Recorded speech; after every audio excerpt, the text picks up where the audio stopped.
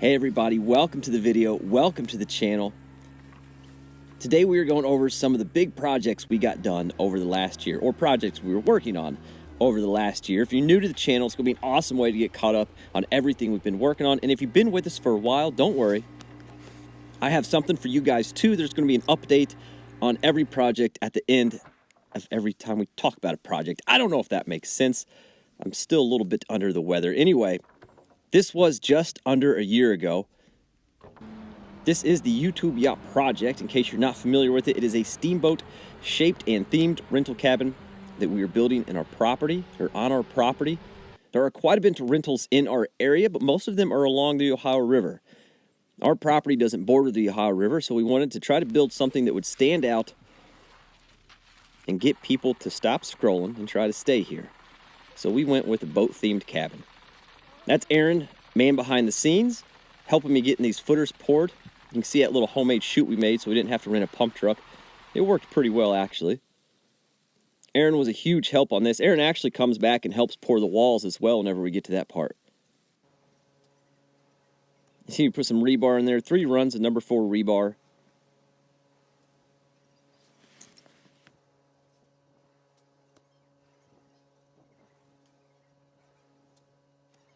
Oh. This is probably a couple weeks later. Now, the YouTube Yacht project, we are funding purely out of YouTube revenue. There's just no way we could afford to do this on our own. I'm a career fireman. My wife's a teacher. Those two budgets or incomes don't really allow for this kind of venture on our own. So we're doing this purely out of YouTube revenue. So quite a bit of time can pass between each step. But you can see we've got the ICF blocks ordered and obviously in place. And we're going to start getting the ICF walls stacked out. Now the back side of this, or the stern side, is pretty straightforward. But once we get up into the bow, we're really wanting to sell the shape of this. So it's going to take a little bit of effort. Now I did work full-time for Dirt Perfect about 6 years ago, and I worked for him for about 5 years doing ICF. So I'm a little familiar with the ICF process. Familiar enough that I was comfortable enough to try to take this task on. You can see the shape coming together at the bow.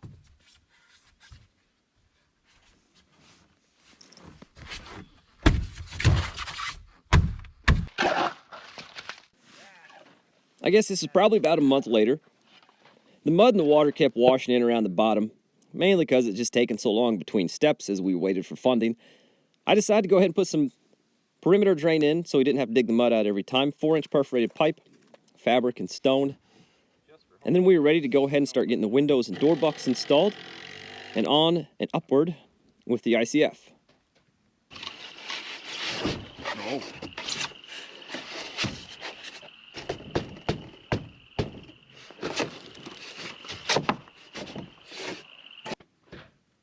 Now the bracing for this back section, or inside section, was pretty straightforward, just like any typical ICF basement. These are mono braces. I put one every 6 feet. Dirt Perfect was nice enough to let me borrow those. Now the bracing on the bow, though, got a little bit tricky. There's quite a bit of cutting and strapping to try to get the shape that we wanted. And that went for the paddle wheel supports as well. That was kind of unique and a little challenging. And if you want to see any of these steps in more detail, just scroll through my YouTube channel.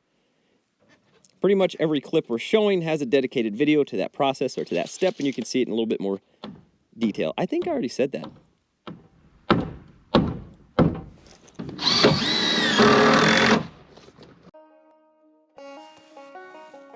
So here we are back on the bow. You can see there's an immense amount of strapping to keep this bow from unzipping like a zipper while we're getting the walls poured. I did have quite a bit of help on this project. Obviously, Dirt Perfect for letting me borrow the braces and renting the equipment to me for the excavation. My brother is actually here with me this day, Tony, helping me get these straps on the front and everything buttoned up and ready for the pour. There he is there. We were having a pretty good time. And you guys saw Aaron, man behind the scenes, helping pour the footers. He shows up whenever we pour the walls as well. As does Dirt Perfect, who is kindly running the camera for us here. And then Mike shows up again whenever we go to pour the concrete. It is absolutely impossible to do a project like this without help from friends, but also without the support of my family. I have to say, it is unbelievable that I'm able to do this project. Here you can see we've got the waterproofing on the backside now. And then we use the John Deere 755. That's my little compact utility tractor to do all the backfill around the backside as well. Once the backfill's done on the backside of the wall, then we're ready to do the backfill on the inside and the rough-in plumbing. There'll be a bathroom in the back. You can kind of see the layout. There'll be a washer and dryer in there, jacuzzi tub and shower, a water heater closet, toilet, vanity. Since we got the rough-in plumbing done, we went ahead and installed the septic system as well. It's a sand line septic system. That's Dirt Perfect's John Deere 120 that I rented from him for the job. Basically, you just go through, you remove all the topsoil to a certain depth that the state tells you. You go through, you put your sand bed in to the depth of sand that the state tells you to do that as well. And you lay out the amount of pipe that the state wants you to lay out, and you cover it all with sand to the depth, you guessed it, that the state tells you to do it. Not only did we go ahead and get the sand bed installed with Dirt Perfect's John Deere 120, but we were also able to get the septic tank dug, the septic tank hole dug, and the tank set in place as well. Here you can see I put a distribution box. It doesn't really need a distribution box on there. I just kind of threw it on there to slow everything down. There's a pretty good fall from where this comes off the hill. There you can see the tank going in the hole. And honestly, everything went pretty smooth on that part.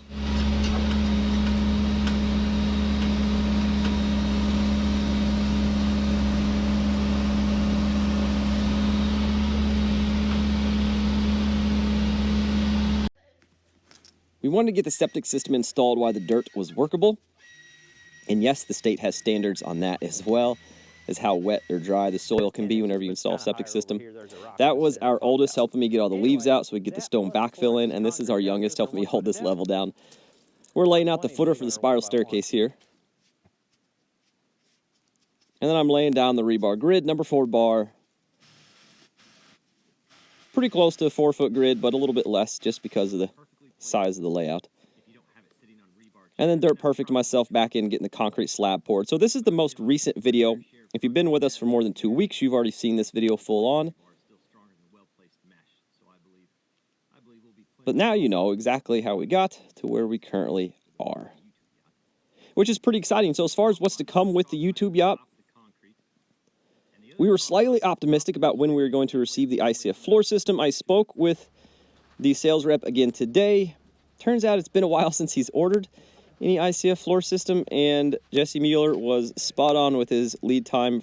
It is accurate for us as well. It probably won't be until mid-March that the ICF floor system actually shows up on the job site. And although that does sound like devastating news, and it did kind of hit pretty hard whenever he said that, the good news is there's lots of other things on this project we can work on.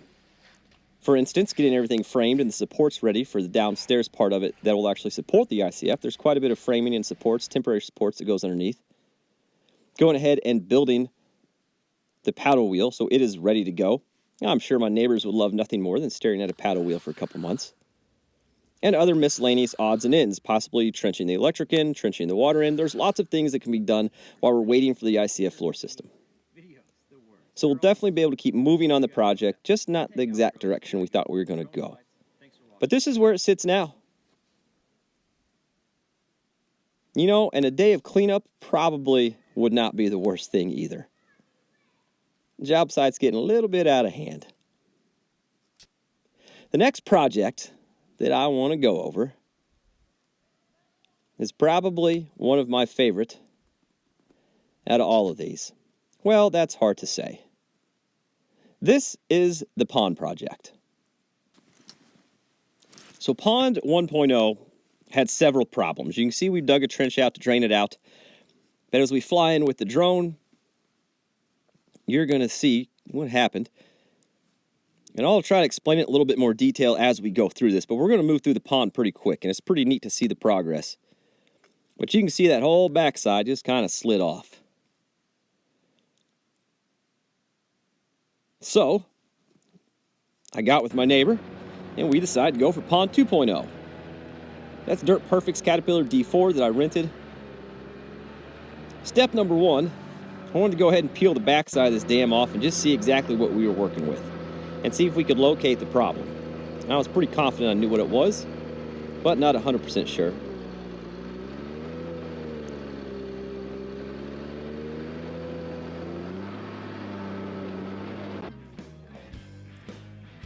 Step 2, we ended up bringing in the John Deere 120. We rented the 850 and the sheep's foot roller and the D4, and we have them all up here. So here's what we ended up doing. After I got the backside pushed down, what I discovered was two main things. I didn't build a good enough bench or seat for the back slope of this dam to sit on. We just didn't clear enough material. And that's one of the reasons that back slope slid. The other reason is we didn't get good compaction on the material that we put in. And you're going to see right here. You can see the dam's pretty much just falling apart. We only used a dozer the first time we put this together. We didn't have a roller right here to pack it in. So the new plan was to dig down. And you can see I dug a little bit of a bench on that back side. Put the good material down in there, sheep's foot it in, and just kind of bench our way up. Now there's nothing really wrong with the material that's in this dam. It's just the way that it was placed and the way it was arranged. So I kind of have to go through here, disassemble it and reassemble it. I'm trying to figure out how to do it in the least amount of moves as possible. There you see we got that first bench in, sheep's foot it in, and then I take the material from the dam with the 120, I lay it out in about a 1 foot lift. I'll run over it once with the 850 and then sheep's foot it in. And just keep doing that and working our way up. And I'll actually turn this over to real life Mike from back when we did the repair for a pretty good illustration on exactly what we're doing. This was the back slope that slid. This was the original grade. And I honestly think what happened, we didn't expect this back slope to be as big as what it was. We didn't expect to have to build it up to that size that we did. So we just didn't clear enough down here, which means we left all the, not a lot, but enough roots and grass. And look at that, that's fancy right there. And as that rotted away, let's see, damn. The water came through where there was poor compaction, worked its way down, found that layer, and then this just slowly filled with water, and it went wha-boom, and slid right off of there. So what we're doing now, scroll, we're taking the dam down, but you saw what we did. We benched into here, filled out with good clean clay, and we just came up on the next one. We benched over, filled it with good clean clay. So now it's got these nice little seats for the back slope to sit on, which should work great. And we'll just keep kind of coming across and packing and stair-stepping our way up until we get to the new keyway. So that's a pretty good illustration of what we're trying to do. And you can see we're coming up. We've got one bench done, and we're getting in to pretty good elevation here. And we're at the point where we want to go ahead and put in the new keyway. Now, I probably made it a little deeper than I needed to. I wanted to make sure we got down to good virgin soil, and probably made it a little wider than we needed to as well. But I really want to make sure I can get the machine down in the keyway and get it packed tight. Like we mentioned, the material's not bad material. I just didn't assemble it very well last time. But no point in risking it. You can see Jerry's on the 850, which he was a huge help. This pond would not be done if it was not for Jerry coming out and helping. He's pushing me good new clean clay from the back side of the pond that I can sprinkle in here and use that for the keyway, which is good for two reasons. One, we have good new clean clay to go in here. It'll pack nice and tight, and it'll make the pond a little bit bigger. So there's a silver lining there. But you can see the process we're going for. That's where he's getting that material from on the back side, pushing it off the hill. And it's really packing pretty well. Moisture content was good, the dirt was workable, everything was going really, really well for us.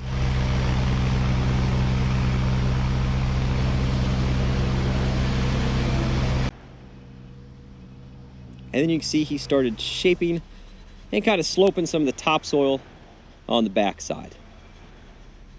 A lot of that topsoil, just because of the way it was, I had to throw down to the bottom while we were kind of rearranging everything. But he was able to use the 850, get it all shoved up. And then I took the 120, put in a little overflow. This is just an 8-inch overflow just to kind of handle the daily trickle. I also put in an emergency spillway as well for those heavy 4-inch, 5-inch rains we might get every now and then. And you'll see I left quite a bit of room on the water board as well, the reservoir itself, if we get heavy rains. But that's what it looks like all shaped up. Turned out pretty good. Now this is before I had the finish dozer, or a chance to take the finish dozer around. There's Chelsea and the girls. And we got the D4 up there and polished up the backside.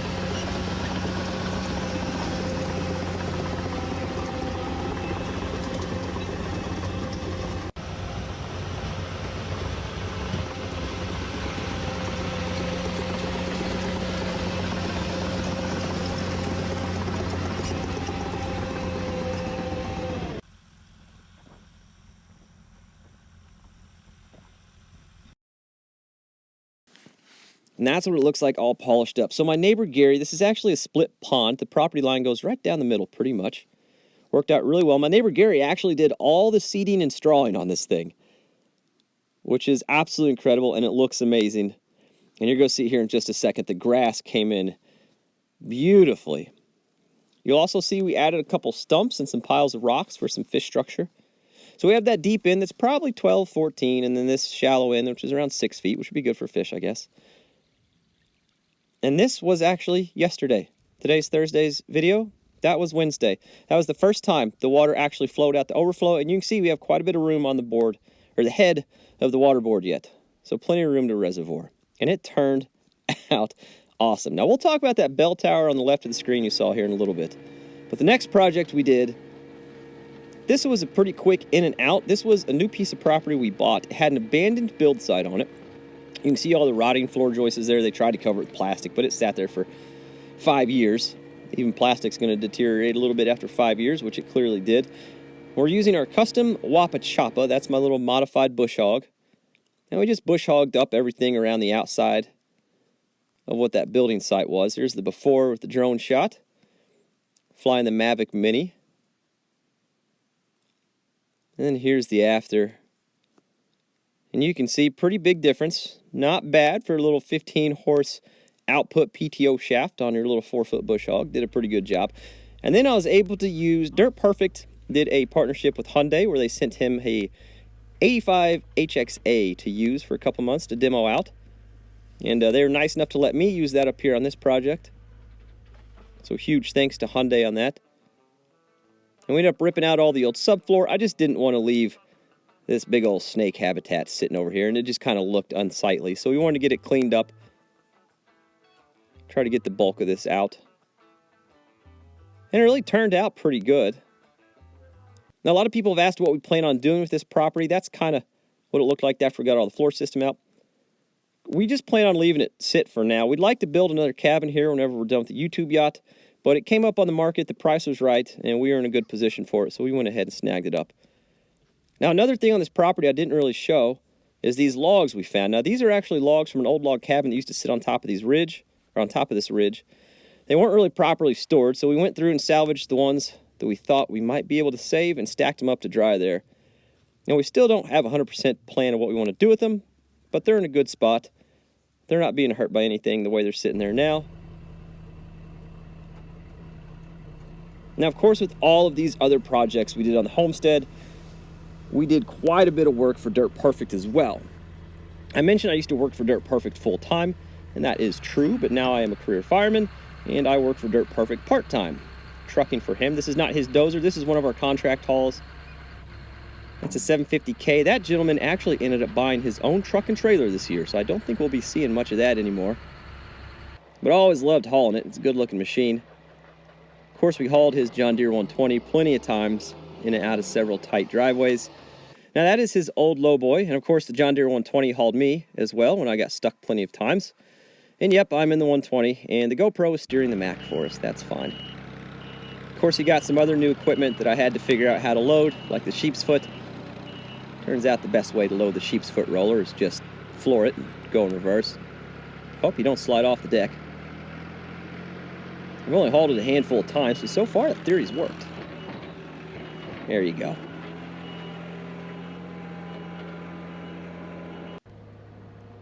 And then there's that Hyundai 85A. I think that was the first time, that might have been when I was hauling it up to the house to rip out the subfloor from that abandoned build site. Then, of course, ran the C8500 for him. That was a demo job that he did with the Caterpillar 304 at his grandma's house. And this was a demo job I did for Mike at his grandma's trailer court, ripping out some old trailer pads.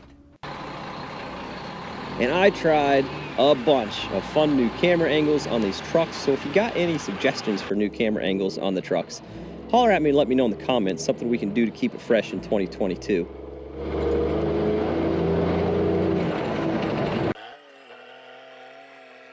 We had our fair share of narrow bridges. There's the 850. Of course, guardrails falling off. Not like that guardrail do anything as well. Somebody asked what's my favorite thing to do for Mike. It is trucking. I do love the trucking. I love taking this truck on these little roads. It's just the challenge of it. And speaking of challenges, he did get a new to him Lowboy. Now, this is not it, but I wanted to show this clip because we're not going to be able to do this technique anymore, and we're going to have to switch up the way we haul stuff off the side of the road. The nice thing about that older trailer is we could just kind of dump off the back of the road like that and do it this way, or do it that way. But now we kind of have to do it this way. I've always got to get either off the road or carry plywood and wood with me. But this is that new to him detached that he got. I think that was the second trip that I made with it with the Volvo here. And there's definitely been some learning curves, but it's been a good challenge. And all in all, I really do like the trailer. I think it's going to work better for Mike than what that other Lowboy did. It's definitely going to open up some possibilities on heavier stuff that he can haul now that he has that drop axle, that third axle on the new Lowboy.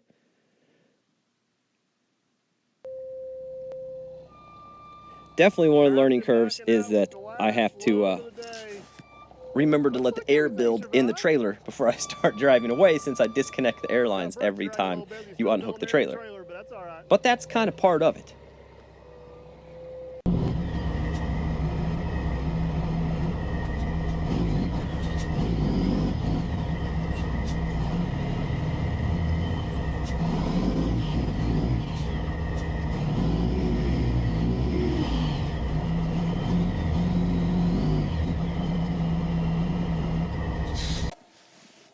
And then there were some steeper learning curves, like you got to remember to put the gooseneck support up before you take off. Luckily, I didn't make that mistake first, but stay tuned, 2022, it'll happen. I can almost promise you. And you'll be good to go. Yeah, it's probably hot. It's really hot, bud. Look at that torch work, though, would you?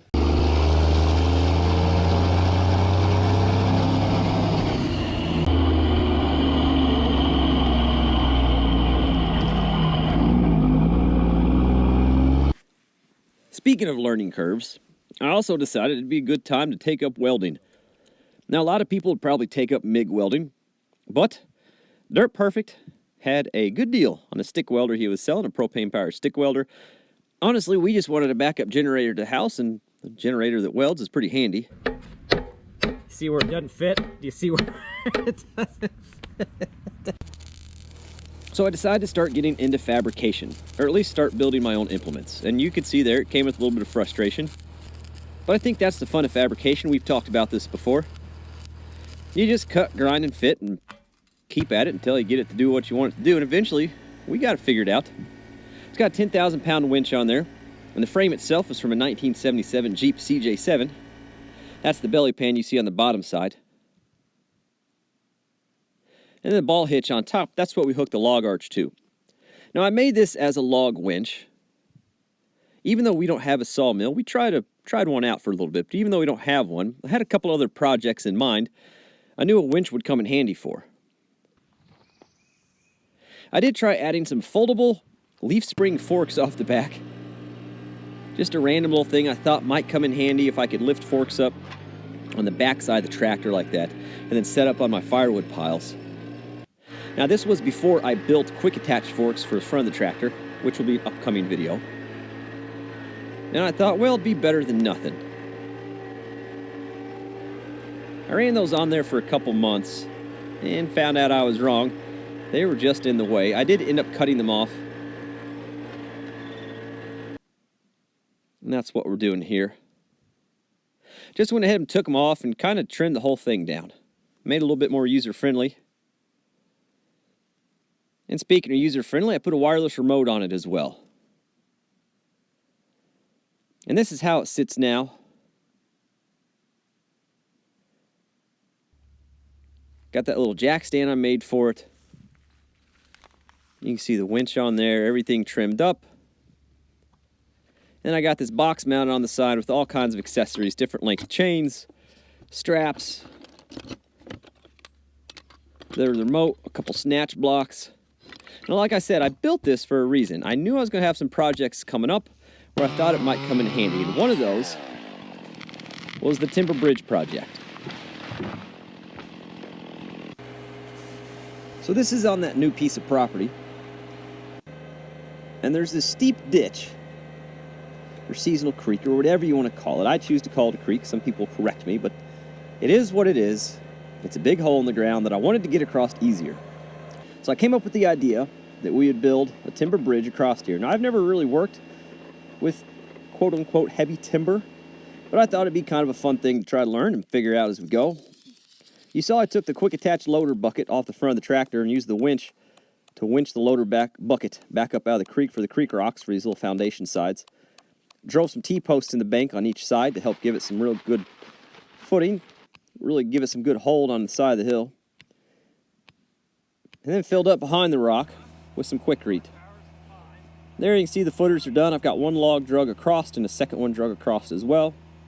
We're working on kind of getting these two runners in place.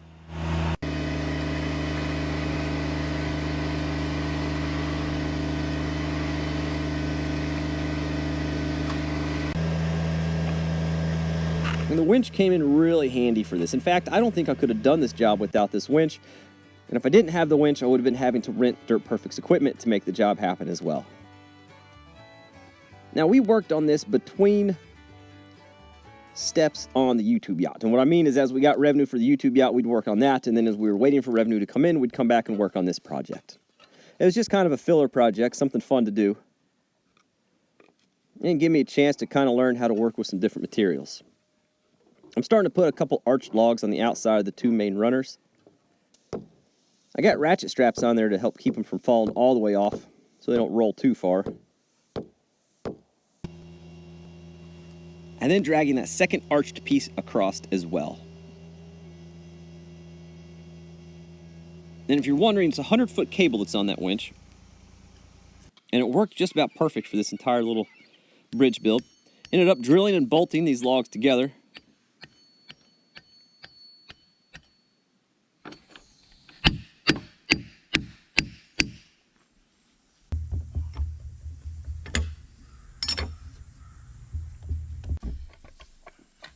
But it's up on the rocks. Oh my gosh. And that's what it looks like after those arched pieces are put into place. And then I started putting some of the planks down. Now we'll put these all the way across, obviously. And we'll put some running boards go down across the top of these as well. I put a little bit of roof tar underneath just to try and help protect for moisture where that contact point's going to be. Try to keep moisture out of there. Now we did cut and mill all of the timber for this project. We have quite a bit of dead or dying ash tree on our property. And I know a lot of people say ash isn't the best wood to use for a bridge, and they're absolutely right, but we were trying to use what we had. I didn't really want to cut down a lot of our live oaks or that type of thing for this project. So I just kind of want to use what we needed to get rid of anyway. Went through and took out our damaged ash trees and used those instead.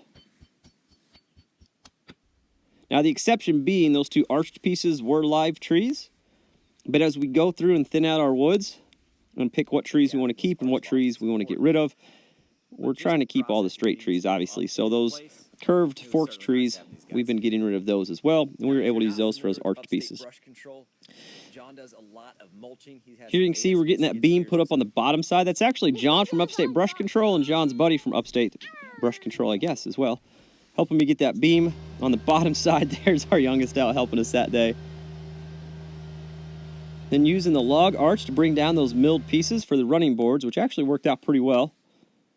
We're running a mix of 6 and 8 inch screws depending on where they're at, inside or outside the running board. And then glue laminate those together. giving us some pretty solid surface. And there's what it looks like after those are installed. And it's really starting to take shape. Here you can see we've got the cables on the bottom side. Those cables run from each end. They run under that center beam support. And the center beam support hangs off those arch logs to help support the center of the bridge. And then we've got some brackets underneath to help keep the thing from just sliding off of it if we ever hit her too hard with the side-by-side. And then a little bit of timber oil just to finish off the top side of the deck. Now, we didn't do the actual logs with any timber oil. We kind of want them to dry a little bit more, and I don't know that we will. They're up. They're not in contact with the ground. They're up in the air. I think they'll stay okay. We went out for a little hike. You can see the streams kind of flowing a little bit. And that's our best rendition of the Beatles. The other project that I knew that winch would come in handy for, well, let's be honest. I didn't know this project was coming, but it definitely came in handy for it. This is a 1916 bell tower that I saw go for sale up on Facebook Marketplace. And I decided that we just had to have it. I lifted it up off the ground, built a little skid underneath it, and then built a skid on the side of it. The goal is to lay it down onto its side and then pull it onto the trailer. Standing up, it was too tall to haul back. But on its side, it would be legal, height-wise. But you can see I've got the homemade log arch on there. That's when it still had the leaf springs on there.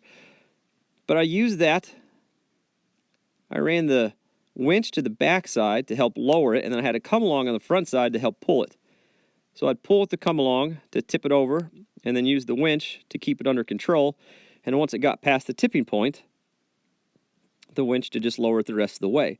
Now, the cool family connection here is this was actually the bell tower on the elementary school that my grandmother went to, which is kind of a fun, random little thing that we didn't even know until we actually got it home. And you can see it's pretty much fallen under its own weight now, and we're just letting it out with that winch. And if I didn't have that homemade winch, again, I would have had to rent some of Dirt Perfect's equipment or something to load this, although I am, you guys see, renting his pickup truck and trailer to haul it with. But I would have had to bring some skid steers or something else to get this loaded. But that homemade winch actually did a decent job.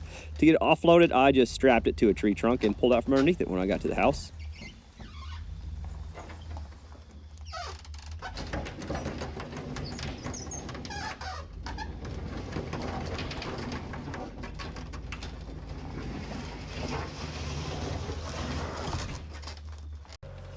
And then, since I had the John Deere 120 up there for the septic system, that's when we brought this home, was when we were doing the septic install. I went ahead and used that to stand it up.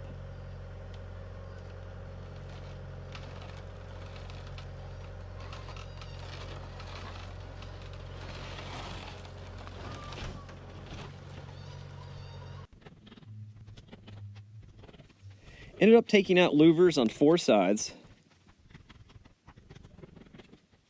And then opening 4 of these sides just wide open. The goal is to drag it down by the pond and use it as a little gazebo down by the pond. So you got a little help from our youngest again. And then I put these louvers back on the back 4 sides just to add a little bit of privacy. Now eventually we'll build a nice bench on that back side up against the louvers.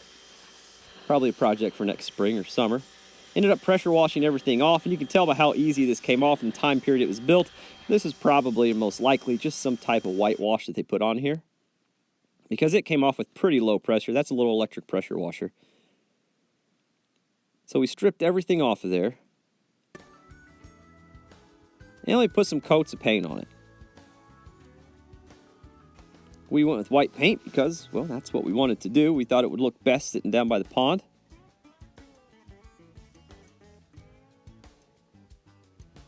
I brushed everything on and then rolled the big spots like you typically would. Air sprayer probably would have been faster, but I don't have one. Maybe I'll get one sometime in the future, hopefully for the YouTube yacht finishing. And then I just hooked the John Deere 755 up to it and just drug the daggone thing down to the pond.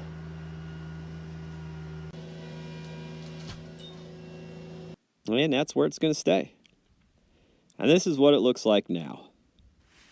So that's what 2021 brought us. It brought us a 1916 bell tower that used to tell my grandma when recess was over. Pond 2.0, full and flowing out the overflow. Ready for next summer's adventures, swimming and fishing, and who knows what little side projects we'll get into, probably some fishing docks or swimming docks to go with it. A timber bridge that, although a lot of people said a culvert would be easier, and they're probably right, will definitely generate more memories than a culvert will. I think it turned out pretty daggone cool and gave me an opportunity to learn a few things.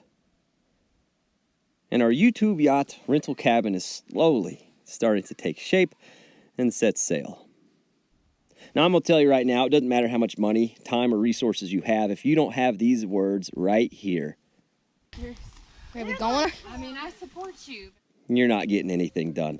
Make sure you guys thank Chelsea in the comments as well, because she has been incredibly supportive of these wild ventures. Oh, yeah. And she's done it with a smile on her face the whole time. Oh, is this like a test?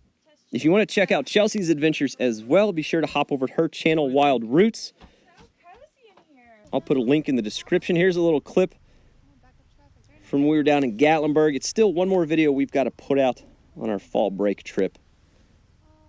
They're still here. Three babies. Yeah, and the mommy. They're still here.